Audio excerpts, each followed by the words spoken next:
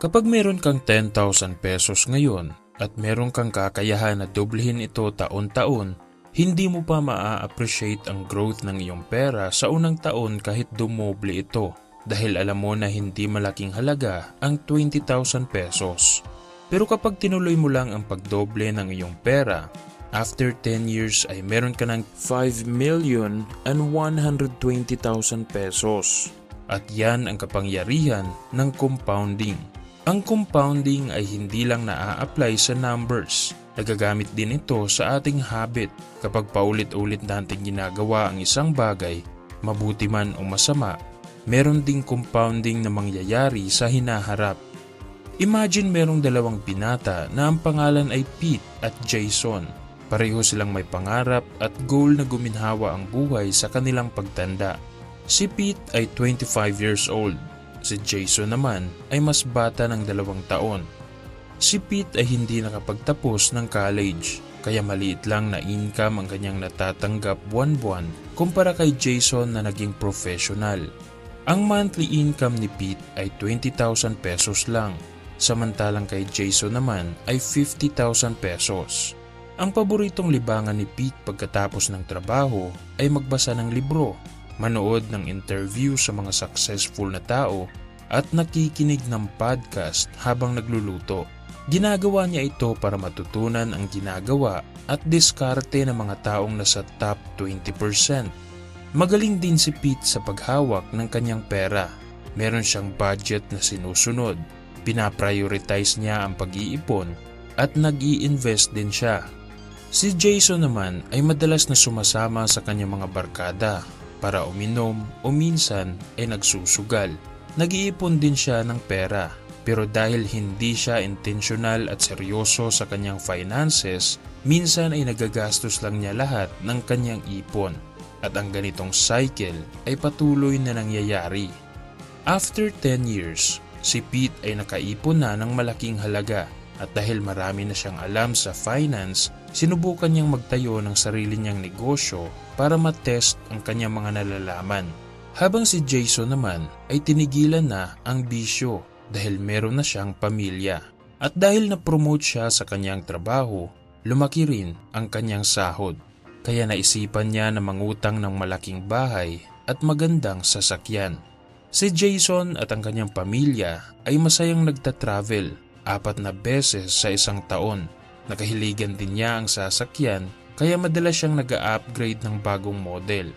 Si Pete naman ay busy sa pagpapalago ng kanyang negosyo.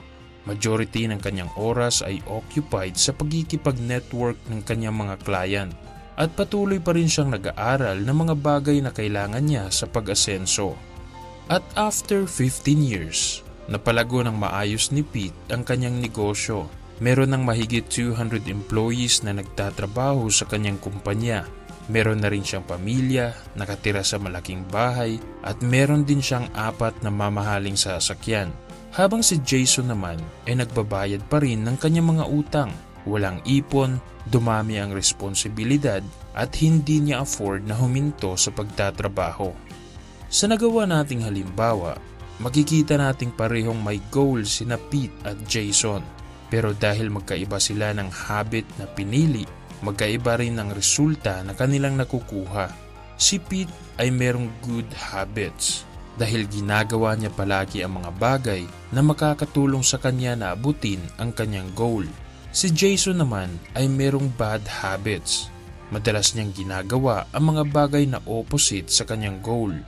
Kaya sa huli, pareho nilang nakuha ang bunga ng kanilang mga habit.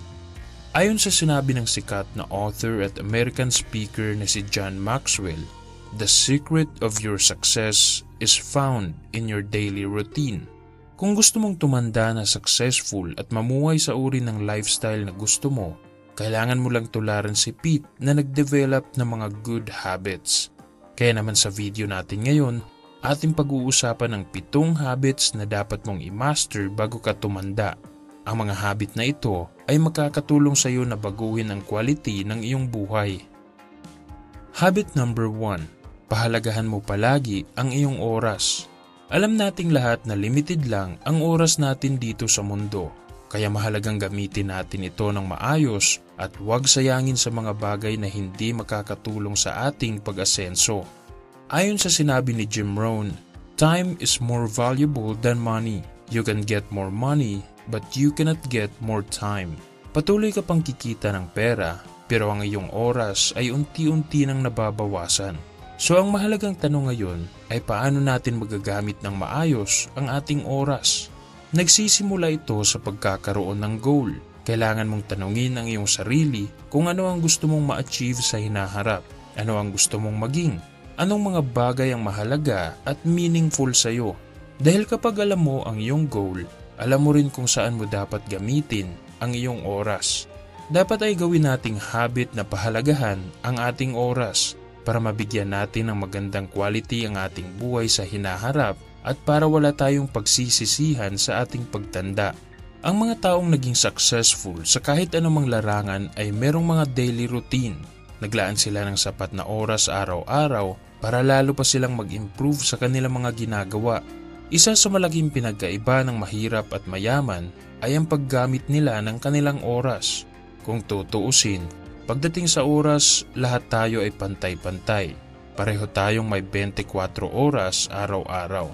At kung bakit magkaiba tayo ng resulta na nakukuha, yun ay dahil magkaiba tayo ng application sa oras. Yung iba ay ginagamit ang kanilang oras para mag-acquire ng skills at mag-grow, habang yung iba naman ay para i-distract ang kanilang sarili. Kaya kung gusto mong maging successful, gawin mong habit na pahalagahan ang iyong oras. Habit number 2. Gumawa ka ng journal. Ayon sa sinabi ng philosopher na si Socrates, to know thyself is the beginning of wisdom. Mahalagang kilalanin mo muna ang iyong sarili bago mo kilalanin ang ibang tao. Alamin mo ang iyong mga limitasyon. Alamin mo rin ang mga bagay na nagmo-motivate sa iyo at ano ang gusto mong mangyari sa iyong buhay sa hinaharap. Isa sa epektibong paraan para makilala mo ng lubos ang iyong sarili ay ang paggawa ng journal. Journal ang magandang paraan para ma-express natin ang ating sarili. Kung anong mga bagay ang nagpapasaya sa atin, ano ang mga gusto nating ma-achieve ngayong taon, after 5 years o sa ating pagtanda. Anong skills ang dapat nating matutunan para makapag-provide tayo ng malaking value sa iba. Ang paggawa ng journal ay parang nakikipag-usap ka lang sa iyong sarili. Maganda itong gawing habit para hindi ka maligaw ng landas at maging biktima sa ideya ng ibang tao. Dito mo rin masisimplify kung ano talaga ang iyong gusto at anong mga aksyon ang kailangan mong gawin para ma-manage mo ng maayos ang iyong priorities. Ang iyong journal ay katulad ng isang matalik na kaibigan. Gusto niya na magpakatotoo ka palagi sa iyong sarili at gusto rin niyang gumawa ka ng improvement sa iyong sarili. Habit number 3. Maging productive ka araw-araw. Ang pagiging productive ay mahalagang gawing habit dahil dito nakasalalay ang malaking resulta na gusto nating makuha. So ano ba ang ibig sabihin ng pagiging productive? Ang pagiging productive ay magkaiba sa pagiging busy. Kung sakaling nakatapos ka ng 6 na gawain ngayong araw, hindi ibig sabihin na productive ka na dahil marami kang natapos. Magiging productive ka lang kapag nagawa mo ang bagay na merong impact sa iyong goal. Kaya mahalagang ang actions natin ay merong koneksyon sa goal na gusto nating maabot. Kung goal mong makaipon ng maraming pera para gumanda ang iyong kinabukasan, ang productivity mo dapat o aksyon na gagawin araw-araw ay alamin kung paano palakihin ang iyong income at mag-aral kung paano mag-manage ng pera. Kahit gagawin mo lang ito sa loob ng 3 oras araw-araw, malaking pagbabago na ang kaya nitong ibigay sa iyo paglipas ng ilang taon. Habit number 4. Haluan mo ng diskarte ang iyong pagsusumikap. Kung hard work ang nag-iisang sagot para umasenso ang buhay ng isang tao, edi mayaman na sana lahat ng empleyado sa mundo. Kabaliktaran ang madalas nating nakikita. Kung sino yung nagtatrabaho buong maghapon, sila pa yung madalas na sapat lang ang income para mag-survive. Samantalang may mga tao namang konting oras lang ang inilaan sa pagtatrabaho ay kumikita ng malaking halaga. So ibig sabihin, hindi lang puro hard work, Kailangan mo ring samahan ng diskarte ang iyong pagsusumikap para mag-succeed ka sa buhay. Dapat mong matutunan ang mga bagay na alam ng mga successful. Dahil ang mga nakikita nating mayaman at successful ngayon, dati din silang nagtatrabaho at nagsusumikap. Hinaluan lang nila ng diskarte ang kanilang mga ginagawa, kaya nakaalis sila sa sitwasyon na meron sila dati. Ang founder ng Nike na si Phil Knight ay dating accountant. Ang mga founder ng YouTube ay dating nagtatrabaho sa PayPal. Ang sikat at successful na actor na si Coco Martin ay nagtatrabaho sa abroad dati bilang isang janitor. Marami pang mga tao na naging successful at umangat ang sitwasyon sa buhay dahil hindi sila nagsettle sa kung ano ang nakasanayan na buhay ng karamihan. Dumiskarte sila at ibinuhos nila lahat ng kanilang pagsusumikap direkta sa goal na gusto nilang matupad. Habit number 5. Alagaan mo palagi ang iyong kalusugan. Kapag sinabi nating kalusugan, hindi lang yan tungkol sa ating katawan. Kasama na rin dito ang ating mental, emotional at spiritual health. Kailangan mong alagaan ang 4 na bahagi na yan para maging maganda ang takbo ng iyong buhay. Sa iyong physical health, kailangan mong kumain ng tamang pagkain, magpahinga ng sapat na oras, mag-exercise, at huwag mo rin kalimutan ng personal hygiene. Sa iyong mental health, dapat ay iwasan mo ang panonood at pakikinig ng mga bad news dahil napaka-sensitive ng ating utak. Dapat ay mga magagandang ideya lang ang ipapasok mo dito kung maaari. Sa iyong emotional health, kailangan mong palibutan ang iyong sarili ng mga taong merong goal na katulad sa iyo o di kaya ay mga taong merong suporta sa iyo at gustong makita ka na meron kang improvement. At sa iyong spiritual health, pwede kang mag-meditate o di kaya ay magdasal. I-connect mo lang ang iyong sarili sa kung ano ang iyong pinaniniwalaan. Dapat ay tanungin mo rin ang iyong sarili kung meron pa bang sense ang iyong mga ginagawa ngayon para mag-guide mo ang iyong sarili doon sa iyong purpose. Malaking factor din ang ating kalusugan kung gusto nating maging successful. Kaya mahalagang gawin mong habit na ingatan ito. Habit number 6. Iwasan mo ang mga sugal at bisyo.